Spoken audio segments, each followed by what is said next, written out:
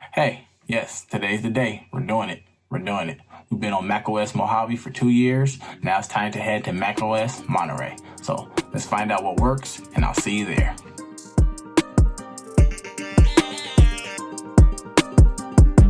What is going on, you wonderful people? My name is Brandon. Welcome back to Crayton TV. Yes, sir. So today's short video, we're going to be hopping in to macOS Monterey, seeing what works. Streamlabs, desktop, OBS, Elgato, Twitch Studio. So we're going to test out some things, figure out what works, what doesn't work. And I'm always here to help you guys out. Make sure before you update your computer, you want to make sure you back up your computer fully.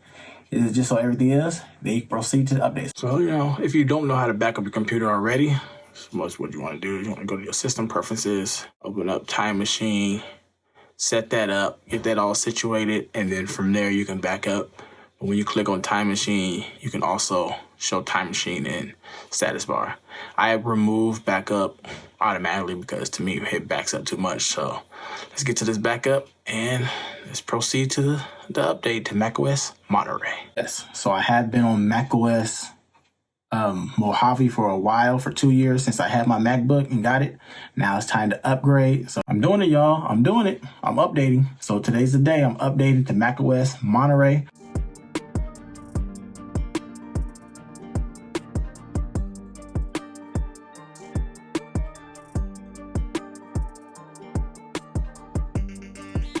Yes, so we finally did it. Upgraded to macOS Monterey.